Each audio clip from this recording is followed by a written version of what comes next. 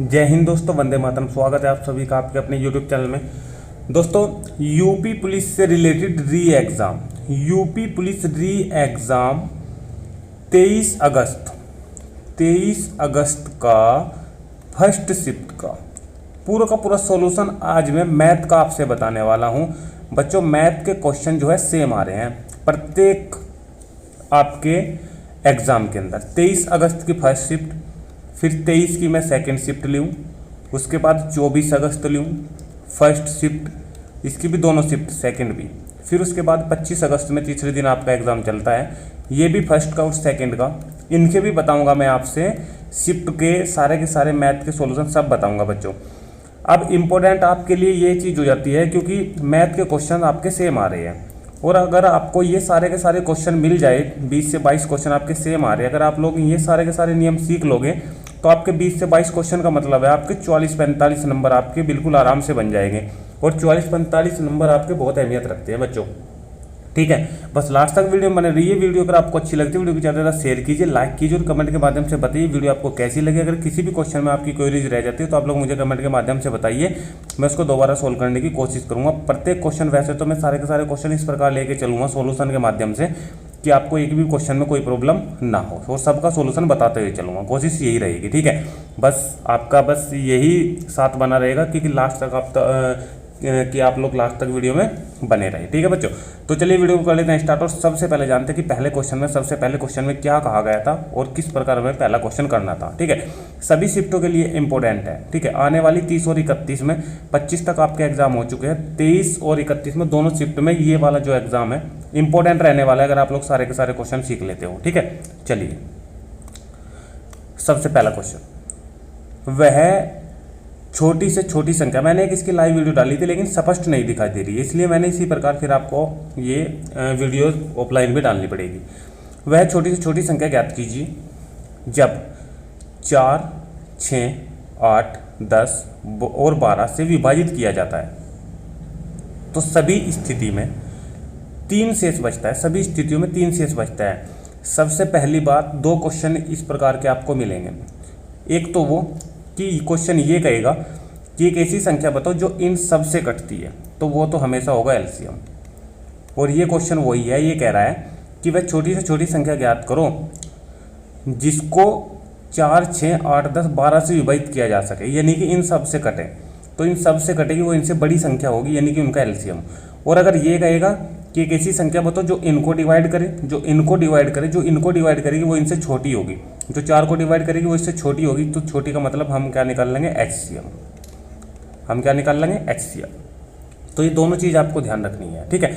इस क्वेश्चन में कहा गया है कि इनसे डिवाइड होने वाली, तो हम काट देंगे इसका एलसीएम, और 4 का, 6 का, 8 का, 10 का, 12 का एलसीएम आप लोग सीधे से तरीके से आप लोग इस प्रकार निकाल सकते हो, इस प्रकार निकाल सकते हो। ये चौथी पाँचवीं का क्वेश्चन है, और ये पूरा का पूरा एलसीएम जब आप लोग निकाल लोगे तो आपके पास आ जाएगा 120। और शेष, जब भी वो कहेगा कि शेष बचता है तो शेष आपको एलसीएम में हमेशा जोड़ देना है।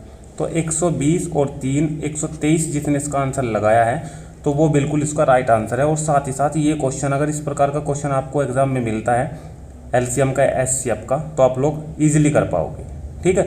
नेक्स्ट क्वेश्चन पे चलते हैं। क्वेश्चन नंबर 2, एक कारखाने में 60% श्रमिक 30 वर्ष से अधिक आयु के हैं और इनमें से 75% पुरुष है, शेष महिलाएं हैं। यदि 30 वर्ष से अधिक आयु के 135 पुरुष और 30 वर्ष से अधिक आयु के उन्होंने 75% पुरुष बताए हैं, और उसने उनकी संख्या भी दे दी। इसका मतलब क्या है कि 75% पुरुष ही 135 पुरुष है। कोई दिक्कत है, ठीक है। तो कारखाने में श्रमिकों की कुल संख्या कितनी है, तो कुल संख्या या तो 180 ऑप्शन आएगा, या 300 आएगा, या 200, या फिर 150, ठीक है। सबसे पहले ऑप्शन की अगर मैं बात करूं, 180 पे क्वेश्चन को मैं सोल्व करूं ऑप्शन से, तो 180 का उसने स्टार्टिंग में कहा है कि 60% श्रमिक टोटल के 30 वर्ष से अधिक के हैं। तो सबसे पहले तो इसका 60% निकाल लो, 2 जीरो से 2 जीरो कैंसिल हो जाएगी, और 18 छिक्की 108 हो जाएगा। 108 पुरुष है जो 30 वर्ष से अधिक के हैं, ठीक है। और 30 वर्ष से अधिक के उसने कहा था कि 75% पुरुष है और 75% ही 135 है। समझ आ रही है बात, यानी कि 108 का 75% जब हम निकाल लेंगे तो हमें मिलना चाहिए कितना, 135। तो ऑप्शन ये सही है। परंतु 108 ये अपने आप में 100% है।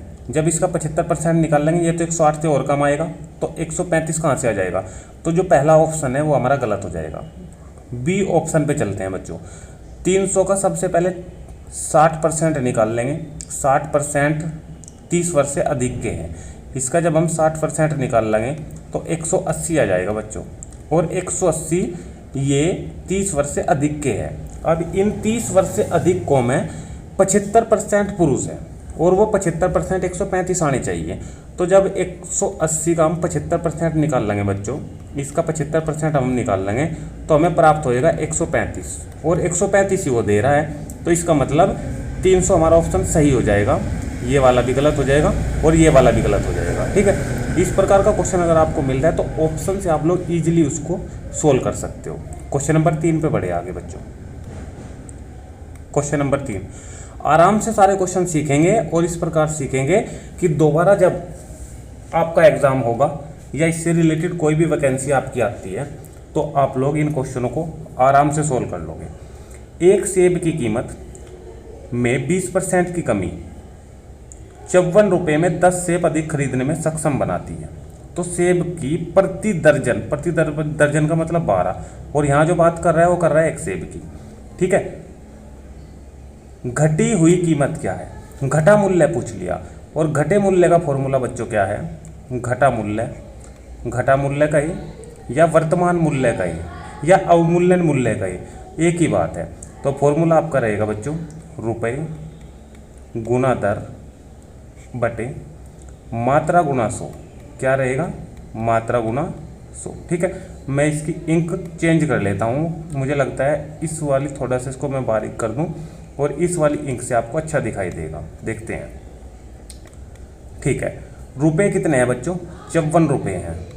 ठीक है, गुना दर कितनी है बच्चों? 20% है, 20 लगा देंगे, और बटे में मात्रा गुना 100। मात्रा कह रहा है वो 10 सेब, कितने कह रहा है? 10 सेब के बराबर है, और गुना में 100 है। ठीक है, देखो ये 0 से ये 0 कैंसिल, और 2 से इसको कर देंगे हम कैंसिल। कितना जाएगा बच्चों? ये 50, और 54/50 जब आप लोग इसको सोल्व करोगे तो आपके पास आएगा 1.08। कितना आएगा? 1.08। अब ये उसने एक सेब की कीमत में कहा था, लेकिन पूछ रहा है वो 12 सेब की, यानी कि प्रति दर्जन। तो इसमें हो जाएगी 12 से मल्टीप्लाई। जब आप लोग इसमें 12 से मल्टीप्लाई कराओगे तो ये आ जाएगा 12 एकम 12, यानी कि 12.96। ठीक है, तो जिसने इसका सी लगाया है बच्चों तो उसका राइट आंसर हो चुका है। ठीक है, तो घटा मूल्य, वर्तमान मूल्य और अवमूल्यन मूल्य अगर पूछेगा तो आपको ये फॉर्मूला लगाना है। इसकी जगह अगर पुराना मूल्य वो पूछ ले, इसकी जगह अगर पुराना मूल्य पूछ ले घटे मूल्य की जगह, तो पुराना मूल्य में आपको क्या करना है? ऊपर सेम रहेगा, रुपये गुणा दर बटे मात्रा गुना 100 में माइनस दर हो जाएगी, यानी कि लास्ट में लगेगा 100 माइनस दर। कोई दिक्कत? जो भी दर देगा वो 20%, यानी कि यहाँ पे घट के 80 आ जाएगा। ठीक है, चलिए क्वेश्चन नंबर 3 भी हमारा कंप्लीट। क्वेश्चन नंबर 4 पे बढ़ेंगे आगे। देखिए क्वेश्चन नंबर 4 क्या कह रहा है, पढ़िए। एक गिलास में दूध और पानी का अनुपात इतना। देखिए दूध और पानी, पहले गिलास में 3:5, उससे अगले गिलास में 6:1। ठीक है, और इन दोनों गिलास को एक गिलास में रता दिया गया, एक गिलास में ओढ़ दिया गया। उसका अनुपात 1:1 करने के लिए कह रहा है कि दूध का और पानी का अनुपात 1:1 हो जा, तो इनको किस अनुपात में मिलाया जाना चाहिए। ठीक है, तो इस प्रकार के क्वेश्चन आपको क्या करना है? मिश्रण का क्वेश्चन है, या तो इन क्वेश्चनों को आप लोग दूध से करो या फिर पानी से करो। यहाँ से दूध लोगे दोनों गिलासों से, तो यहाँ से भी आपको दूध से करना पड़ेगा। यहाँ से देखो दूध पहले गिलास से अगर मैं लेता हूँ तो कितना जाएगा? 3/8। क्या करते हैं हम, जब भी हमारे पास टोटल हो, टोटल हम यहाँ पे एक भाग मान लेंगे। ठीक है, तो 1 गुना दूध का निकालना तो दूध वाले से गुना, नीचे दोनों का जोड़, यही तो होता है। एक की कोई वैल्यू नहीं होती, तो इसलिए हम 3/8 ही लिख देख रहे हैं। तो जो दूध आया 3/8 पहले गिलास में से, दूसरे में से आएगा 6 बटे दोनों का जोड़, 6 एक साथ। यहाँ पर भी ऐसे दूध 1 है, नीचे दोनों का जोड़, यानी कि 1/2। इसको हम क्रॉस में घटा देते हैं। 6 में 6/7 में तो 1/2 या 1/2 में तो 6/7, कोई दिक्कत नहीं है। अगर माइनस में आता है, हमने गलती से छोटा रख लिया पहले और माइनस में आए, तो माइनस में जब आएगा ना तो उसको आप प्लस में कर देना ऑटोमेटिक, यानी कि माइनस उसकी हटा देना, ठीक है। और ध्यान रखना इसका इधर लिखे जाएगा और इसका इधर, यानी कि तिरछा, ठीक है। तो भाई इसका जो आपको आंसर देखने को मिलेगा, जैसे आप लोग यहाँ पे घटा के लिखोगे, इधर घटा के लिखोगे, दोनों में अनुपात निकाल दोगे, ठीक है, आराम से निकाल दोगे, मुझे पता है। तो इन दोनों का अनुपात निकाल लोगे तो आपके पास आ जाएगा 20:7 इसका आंसर, 20:7। एक बार चलो मैं करके भी बता दूँ आपको, 6/7 माइनस 1/2 माइनस कर दो, ठीक है, नीचे वही अपना 14 जाएगा, ऊपर 12 माइनस 7, ये बचेगा 5/14, कितना आ जाएगा 5/14। फिर इसको करो इधर 1/2 माइनस 3/8, माइनस अगर आएगा मैं आपको बता चुका हूँ, माइनस अपने आप ही हटा देगा, ठीक है। 2 चौक 8 और -3 यानी कि आएगा 1/8, ठीक है। तो 5:14 और 1:8, इसका आंसर निकालना, यहीं पे लिख दूँ मैं, अनुपात 1/8 आया है, ठीक है यहाँ तक, ठीक है। 2 से कैंसिल कर दो 7 और 2 से कैंसिल कर दो इसको 4, क्रॉस मल्टीप्लाई हो जाएगी, 4 पंजे 20 और 7 एकम 7, तो 20:7 इसका आंसर आ गया क्वेश्चन नंबर 4 का, ठीक है। ये इस प्रकार के क्वेश्चन हर शिफ्ट में आ रहे हैं, ठीक है, इन्हें सीख लो अच्छे तरीके से। क्वेश्चन नंबर 5 पे बढ़ेंगे आगे, प्रॉफिट एंड लॉस का क्वेश्चन आ गया, अच्छा क्वेश्चन है। चलिए देखिए, 72 पुस्तकों का क्रय मूल्य 60 पुस्तकों के विक्रय मूल्य के बराबर है। विक्रय मूल्य बेचने को कहते हैं और क्रय मूल्य खरीदने को कहते हैं। लाभ प्रतिशत, तो ट्रिक ये रहेगी आपकी, प्रॉफिट प्रतिशत आपको निकालना है। फॉर्मूला क्या रहता है, प्रॉफिट प्रतिशत का पता होना चाहिए, ठीक है। क्या रहता है कि प्रॉफिट यानी कि P × 100 और बटे, हमेशा क्रय मूल्य पर ही देखते हैं हम CP पे, ठीक है। इनके मान पुट करा दो। ये कह रहा है जब प्रॉफिट प्रतिशत है तो प्रॉफिट होएगा, और प्रॉफिट कब होएगा, जब 60 की मैं उसे खरीद दूंगा यानी कि CP 60 और 72 की उसे बेचूंगा, तभी तो, ठीक है। कितने का लाभ हुआ, 12 रुपये का, तो प्रॉफिट कितना होगा 12 गुना में 100 और बटे CP कितना है 60, ठीक है, कितना आ गया 60। कटिंग करा दो, 12 पंजे 60 और 5 से कैंसिल करेंगे 100 को, 20 पंजे 100, तो जिसने इसका 20% लगाया उसका राइट आंसर आया है, ठीक है। नेक्स्ट, यदि केले को 50 रुपये में 60 की दर से खरीदता है, देखो ये लिख दिया 50 और 60 की दर ये, एक तरफ रुपये एक तरफ वस्तु, ठीक है यहाँ तक, ठीक है, कोई दिक्कत। पहले हम वस्तु लिखते हैं, ठीक है, चलिए पहले वस्तु ही लिख लो, नहीं तो आप इसमें घूम जाओगे। पहले हमने लिख ली वस्तु 60 और बेचता है 50 के बहुत रुपये बाद में, ऐसे ही इसकी वस्तु लिख ली पहले 50 और ये रुपये, ठीक है। सबसे पहले इधर वाली हमें गुना करनी है, ध्यान रखना है इधर वाली गुना, ठीक है।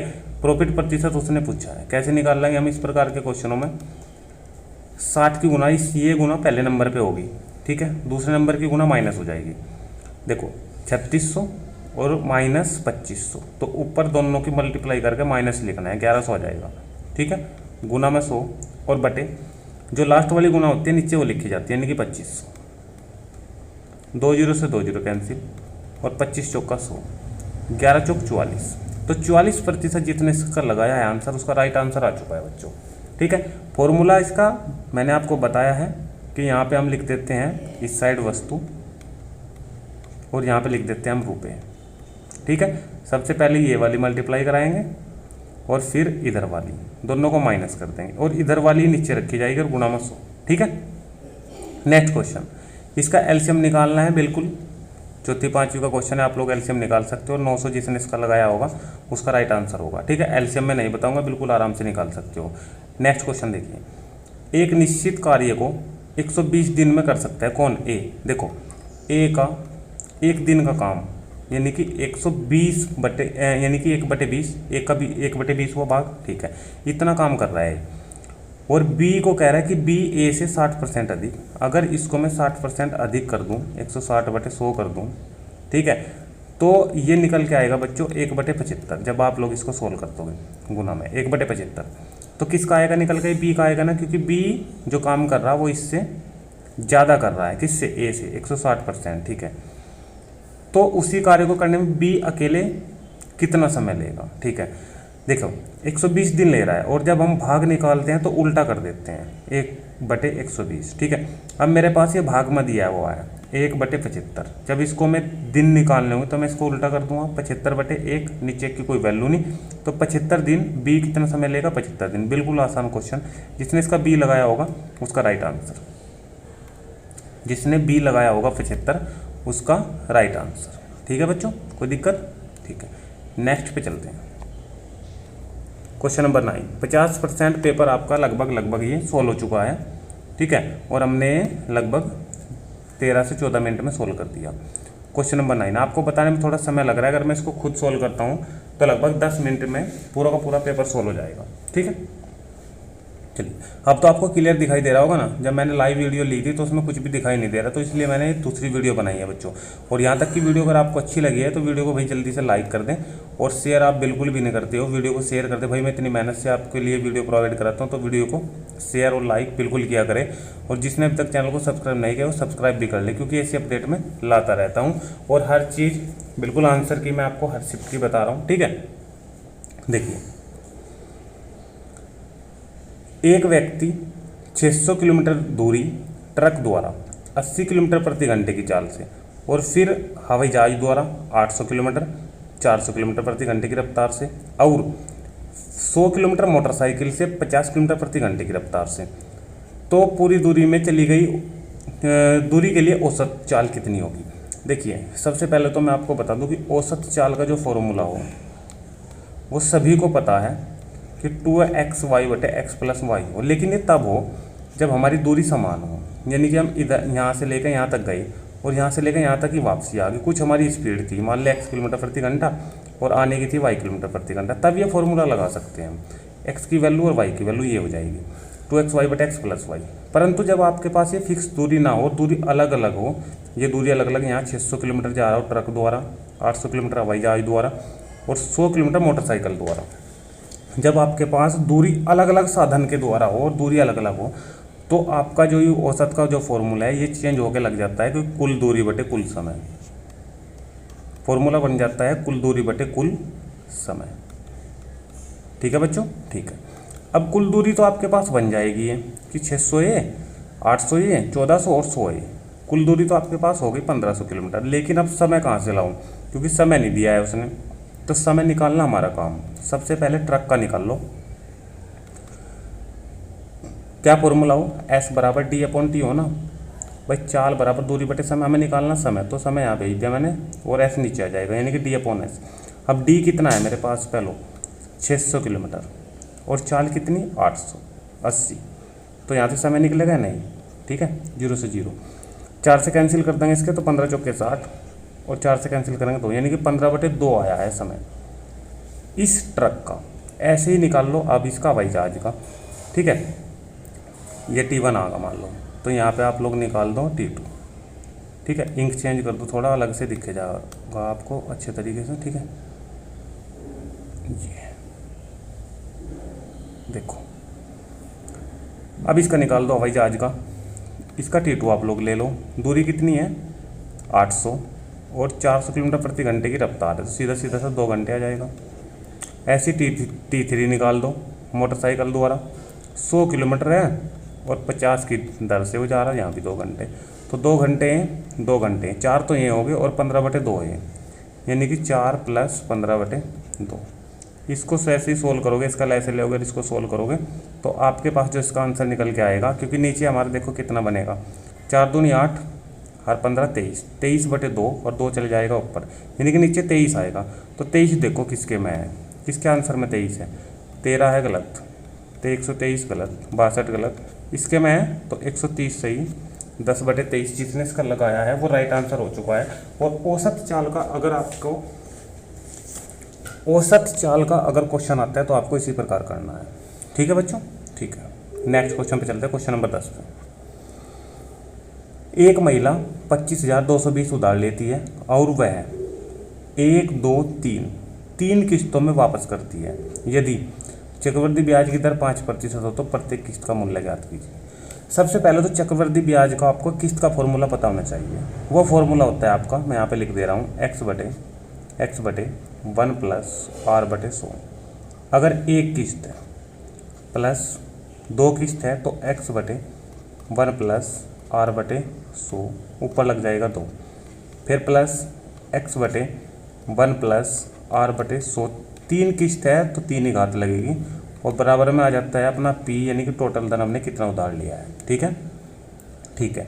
बस इसमें आपको क्या करना है, x की वैल्यू है जो किस्त निकलनी है, ठीक है, और r की वैल्यू उसने दी है 5%, यहाँ पे 5 रखोगे आप लोग, तो 5 बटे 100, 5 से 100 कैंसिल आ जाएगा, कितना 20। लैसे लेंगे तो 21 बटे 20 आ जाएगा, 20 चले जाएगा ऊपर, नीचे बचेगा 21, यानी कि 20x बटे 21 आ जाएगा, सीधा सीधा 20x बटे 21। ठीक है, ये लो, ठीक है, 20x बटे 21 प्लस ऐसे ही आ जाएगा यहाँ पे 400x बटे, क्योंकि वर्ग है यहाँ पे 41, प्लस ऐसे ही आ जाएगा यहाँ पे 400 गुना 20 यानी कि 8000 और बटे भाई ये आ जाएगा यहाँ पे कितना 441 और गुना 21। ठीक है, बराबर में अपना वही जो टोटल धन उसने दिया है 25,220। ठीक है, अब इसका जब हम लैसे लेंगे ना, लैसे आ जाएगा 441 गुना 21, 441 गुना 21, और ऊपर जैसे आप लोग ऐड करोगे तो सारा का सारा ऊपर जोड़ के ये आ जाएगा 25,220x, 25,220 आप लोग करके देख लेना, और बराबर 25,220। इससे ये वाला कैंसिल पूरा, यहाँ बचा x बटे, यहाँ तो एक बचा खाली, x बटे 441 गुना 21, और इन दोनों की गुना 9261 आएगी और एक में हो जाएगी मल्टीप्लाई, तो x की वैल्यू कितनी आई 9261। तो जिसने इस क्वेश्चन का डी लगाया है 9261, उसका राइट आंसर हुआ है बच्चों क्वेश्चन नंबर 10 का। ठीक है, 9261 ये वाला, समझ में आया क्वेश्चन, बिल्कुल राइट है। ठीक है, आगे देखिए क्वेश्चन नंबर 11। ए किसी कार्य को पूरा करने में बी की तुलना में 50% अधिक समय लेता है।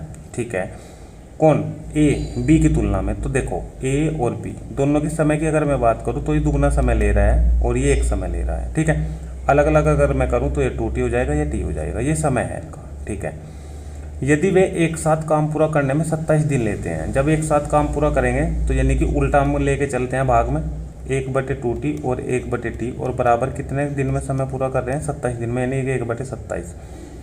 बी अकेले कितना कार्य पूरा करेगा, यहाँ से जो जैसे हम एलसीएम लेंगे तो टी की वैल्यू आएगी निकल के, किसकी आएगी, टी की वैल्यू। ठीक है, और बी कितना समय ले रहा है टी, तो टी की वैल्यू ही यहाँ पे क्या हो जाएगी, आंसर हो जाएगी, और जिसने इसका 40 आंसर लिखा है उसका राइट आंसर हो गया। यहाँ से सोल्व करोगे तो 40 पॉइंट समथिंग आ जाएगा, तो लगभग आंसर इसका दे देंगे 40 दिन।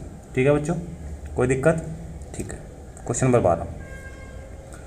चक्रवृद्धि ब्याज पर 3000 की राशि होती है पी मूलधन, 2 वर्षों में 6000 हो जाती है, जो हो जाती है वो ए।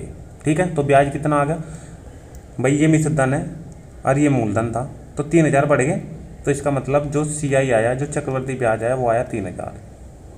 कितने साल का है, 2 वर्ष का। कितने साल का, 2 वर्ष का।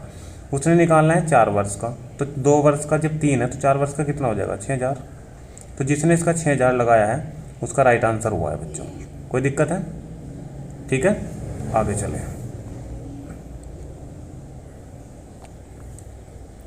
देखिए क्वेश्चन नंबर 13।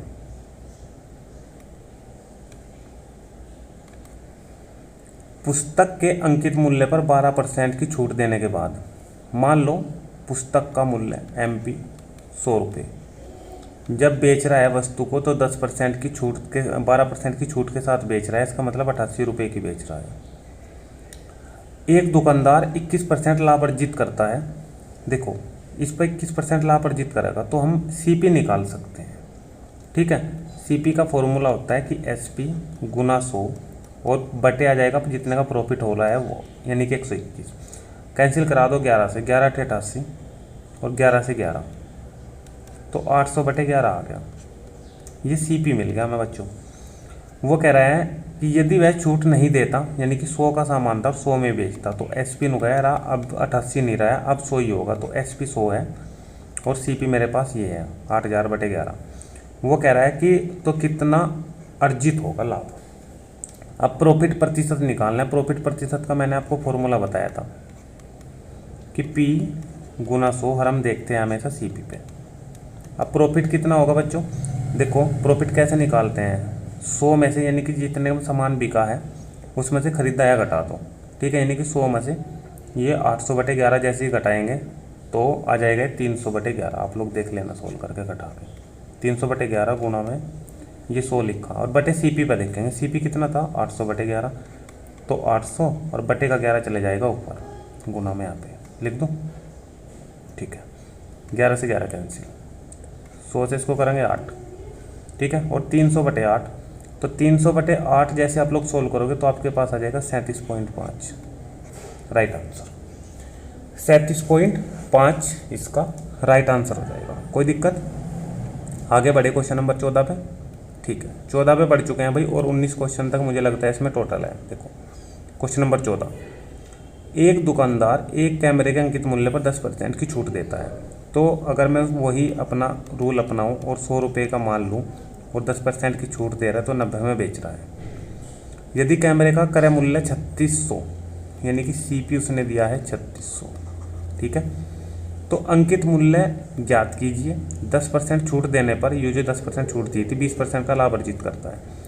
जब 20% का लाभ अर्जित कर रहा तो SP है मेरे पास, CP निकाल लो, ठीक है। CP कैसे निकलेगा, SP अभी निकाला था मैंने, SP गुना 100 और बटे CP पे हम नीचे प्रॉफिट लिखते हैं। 20% का प्रॉफिट है तो नीचे जाएगा 120, 0 से 0 कैंसिल, 3 से कैंसिल कर दो, 3 × 9 3 चौक 12, 4 से कैंसिल कर दो 100 को तो आ जाएगा 25 और 25 × 75, तो 75% आया है CP, क्योंकि ये दर प्रतिशत में चल रहा है बच्चों, ठीक है। और इधर जो इसने स्पष्ट वैल्यू दी है तो इसका मतलब क्या है कि CP यहाँ 75% और CP यहाँ 3600, इसका मतलब 75% बराबर क्या है 3600, ठीक है।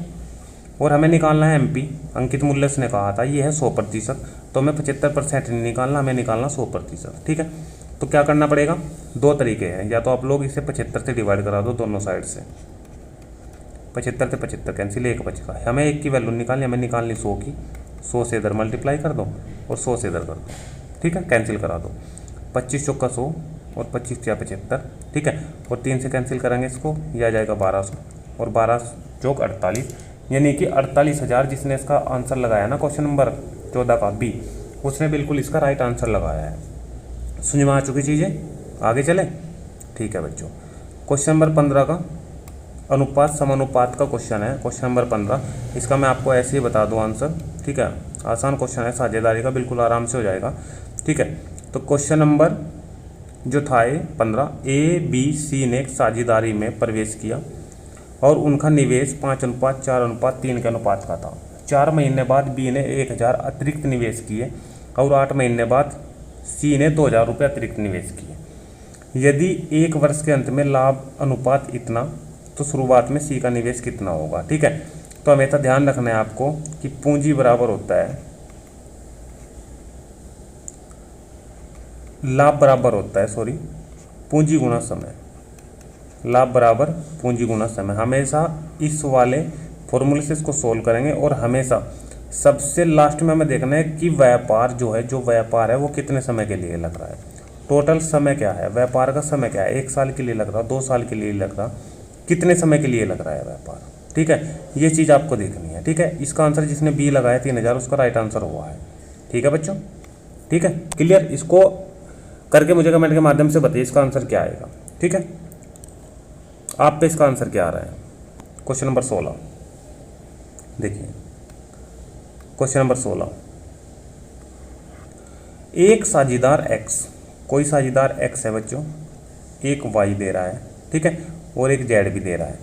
कह रहा है कि 1/6 हिस्सा 1/6 समय के लिए लगाया, 1/6 हिस्सा 1/6 समय के लिए लगाया, पूंजी गुना समय, ठीक है, अनुपात Y में 1/3 1/3 समय के लिए, 1/3 हिस्सा 1/3 समय के लिए गुणा है, ठीक है। और Z पूरे समय के लिए शेष पूंजी, पूरा समय 1 मानते हैं, ठीक, शेष पूंजी 1/6 हिस्सा तो गया, 1/3 गया, आधा गया, आधा रह रहा, तो आधा हिस्सा पूरे समय के लिए। यदि वर्ष के अंत में लाभ है 23,000 तो Y का हिस्सा कितना होगा, ठीक है। लाभ मेरे पास 2300 है टोटल, इसमें पूछा है उसने y का हिस्सा, ठीक है। y का अनुपात निकाल लो, पहला अनुपात से हम गुणा कर देख रहे हैं बटे इन तीनों का जोड़ा जाएगा, ये तो रूल होता है, ठीक है। ये इसको सही करो सबसे पहले, तो 1/36 आ जाएगा और 36 इसका लेस आ जाएगा, 36 से कर देंगे मल्टीप्लाई तो 1, ठीक है। यहाँ 9 यानी कि 4 और यहाँ 36 यानी कि यहाँ 18, ठीक है। y वाले से मल्टीप्लाई यानी कि 4 से और बटे सबका जोड़, 18 4 22 और 1 23, ठीक है। और 23 से 23 कैंसिल, यहाँ पे बचा 1000 और 1000 गुणा 4 यानी कि 4000 प्रॉफिट इसमें से y का है। तो जिसने इसका 4000 लगाया ऑप्शन नंबर डी बच्चों, उसका राइट आंसर हुआ है। कोई दिक्कत? ठीक। 17 पे चले, देखो 17 क्वेश्चन। ABCDE 5 क्रमागत विषम संख्याएं हैं, तो उनका औसत बताइए। औसत का फॉर्मूला, पहले एवरेज का फॉर्मूला आपको पता होना चाहिए, सभी संख्याओं का योग और बटे नीचे कितनी है वे संख्याएं, 4 5 6 उनकी संख्या। अब 5 संख्या आप लोग मान सकते हो विषम, अगर मैं पहली x मान लूँ और इसकी वैल्यू 1 हो तो अगर 3 आना चाहिए फिर 5 आना चाहिए, तभी तो विषम बनेगी। तो यहाँ पे 3 लाने के लिए मुझे x+2 करना पड़ेगा और यहाँ पे x+4 करना पड़ेगा, यहाँ पे x+6 करना पड़ेगा और यहाँ पे x+8, 5 पूरी, ठीक है। ऊपर करना है इनका योग x x x यानी कि 5 तो हो जाएंगे x प्लस 8 और 6 14 और 5 18 तो 20, ऊपर आ जाएगा 20 और बटे संख्या कितनी है इनकी 5, ऊपर से 5 कॉमन ले लो, 5 + 20, नीचे का 5 कैंसिल, तो x+4 क्या आया है योग, एवरेज x+4। जिसने इसका x+4 यानी कि a+4, डी ऑप्शन देखो, ठीक है। जिसने इसका डी लगाया है उसका राइट आंसर हुआ है। यहाँ पे इसने a मानना है, हमने x मान लिया, कोई दिक्कत नहीं है, ठीक है। 18 3 संख्याओं में से 1 2 और 3 संख्याओं में से पहली की दुगनी और तीसरी की तिगनी है। नो कह रहा दूसरी जो है वो पहली की दुगनी और तीसरी की 3 गुणी है दूसरे वाली। ये जो दूसरे वाली है, अगर मैं 6 मान लूँ, ये इस तीसरी की 3 गुणी है, तो इसे 2 मान लूँ, ये 3 गुना होगा, ठीक है। दूसरी पहली की दुगनी, दूसरी जो है इस पहली की दुगनी से 3 मान लो, फिर ये दुगनी हो जाएगी, ये इसकी दुगनी होगी और इसकी ये तिगनी होगी, राइट होगी बात, ठीक है। यदि तीनों संख्याओं का औसत 44, औसत 44 है अगर कितने का, 3 का, तो 3 से मल्टीप्लाई करके योग निकल जाएगा 12 13 यानी कि 132 आ जाएगा, क्योंकि एवरेज का जो फॉर्मूला होता है वो योग बटे संख्या होता है, ठीक है। और अगर मुझे योग निकालना है तो एवरेज और संख्या की मल्टीप्लाई हो जाएगी, ठीक है। 132 टोटल आ गया। तो बड़ी संख्या क्या होगी, ठीक है। जब मेरे पास जोड़ होता है बच्चों, तो इसमें मैं जोन सी भी संख्या मुझे निकालनी है इनमें से, उसी से मल्टीप्लाई नीचे सभी का जोड़ा जाएगा। मुझे निकालनी है सबसे बड़ी, सबसे बड़ी है 6, तो 6 से तो मैं करूँगा गुना और बटे सबका जोड़, 2 और 8, 2 और 6 8 और 3 11, 11 से इसको करूँगा कैंसिल, 11 कम 11 और 11 दूनी 22 12 और 12 छिक 72। जिसने 72 इसका लगाया है उसका राइट आंसर हुआ है बच्चों। कोई दिक्कत है यहाँ तक, ठीक है। अगर वो पहली निकलवाए तो 3 से मल्टीप्लाई हो जाएगी, नीचे सबका जोड़ 11 ही आएगा, ठीक है। लास्ट क्वेश्चन की ओर बढ़ते हैं, क्वेश्चन नंबर 19। देखो भाई क्वेश्चन नंबर 19 क्या कह रहा है। दूध और पानी 2025 लीटर मिश्रण में, दूध और पानी का 2025 लीटर मिश्रण है, ठीक है। दूध और पानी का अनुपात इसमें 12:13, 12:13 है इसमें बच्चों, दूध और पानी। तो दूध इसमें से निकाल लो कैसे, जब आपके पास टोटल है, जब आपके पास टोटल है तो टोटल में दूध निकालना, तो दूध वाले से गुना, नीचे सभी का जोड़, नीचे आ जाएगा 25, 25 से कैंसिल करो, ठीक है। 25 अट्ठे 200 और 25 कम 25, 12 से मल्टीप्लाई कराओ, 12 कम 12, हासिल लगा 2, सॉरी 1, 12 कम 12 का 2 का हासिल लगा 1, ठीक है। 12 अट्ठे 96 और 1 97, यानी कि 972 इसमें दूध है, 972 लीटर दूध, कौन से में, इस 2025 में। और बाकी जो बचा 1053 वो बचा पानी, और ये ऊपर आया दूध, ठीक है यहाँ तक, ठीक है। अब कह रहा है कि तो 12:15 के अनुपात में दूध और पानी युक्त एक नया मिश्रण प्राप्त करने के लिए इसमें कितना पानी मिलाया जाने की आवश्यकता है। जितना पानी आया 1053 कह रहा है, इसमें और कितना पानी मिलाया जाए। मान लो कि इसमें x पानी मिलाया जाए, कि अब जो अनुपात है दूध और पानी का, दूध ऊपर, अब जो ये अनुपात है दूध और पानी का, ये कितना हो जाए 12:15। कोई दिक्कत? इसको यहाँ से करेंगे सोल्व, आसान है बिल्कुल। 12 से कैंसिल हो जाएगा ऊपर ही, ठीक है। 12 8 96 और 12 एकम 12, 81, ठीक है। नीचे 15 की मल्टीप्लाई 81 में हो जाएगी, 1053 माइनस हो जाएगा, ठीक है। इसका आंसर मुझे आप लोग बताइए कमेंट के माध्यम से कि क्या आएगा। मल्टीप्लाई करा के माइनस करना है, ठीक है। ये क्वेश्चन मैं आपके लिए छोड़ रहा हूँ, क्वेश्चन नंबर 19। आंसर मुझे इसका पता है, लेकिन मैं आपसे पूछना चाह रहा हूँ मल्टीप्लाई करके और माइनस करके क्या आएगा। ये लास्ट क्वेश्चन था, क्वेश्चन नंबर 19, 23 अगस्त की फर्स्ट शिफ्ट के मैथ का, ठीक है बच्चों। और अगर कोई देखिए 3 से 4 नंबर धारा और नाव के आ रहे हैं, तो धारा और नाव का मैंने लगभग 15 मिनट का वीडियो है, और अगर 15 मिनट की वीडियो में आपको 6 से 8 नंबर मिल रहे हैं, तो आपका मुझे लगता है कि बहुत फ़ायदा है। तो आप लोग चैनल पर विजिट करके, जो धारा नाव का चैप्टर मैंने 15 मिनट में कंप्लीट किया और इस तरीके से बताया, कोई नहीं बताएगा, तो निश्चित तौर से आप लोग विश्वास रखेगी कि आप लोग एक बार पढ़ लीजिए धारा नाव को, और 8 से 10 क्वेश्चन अपने कवर कीजिए। एक एक क्वेश्चन बहुत अहमियत रखता है कंपटीशन के मैथ में, ठीक है। तो आप लोग चीज़ों को थोड़ा ध्यान रखिए और अपने एग्ज़ाम को क्लियर करने के लिए एक एक नंबर इकट्ठा कीजिए, ठीक है बच्चों। क्लियर है? ठीक है। तो भाई ये मैथ का सेशन अगर आपको अच्छा लगे तो वीडियो को ज़्यादा से ज़्यादा शेयर कीजिए, और मुझे ये भी बताइए साथ ही साथ कि अब जो नेक्स्ट शिफ्ट हुई है, जो 24 हुई है, 25 हुई है और आगे 30 और 31 होगी, क्या मैं उनका सोल्यूशन भी आपको मैथ का प्रोवाइड कराऊँ या नहीं, ठीक है। तो भाई मिलते हैं नेक्स्ट वीडियो में, तब तक के लिए धन्यवाद, थैंक यू, जय हिंद, जय भारत।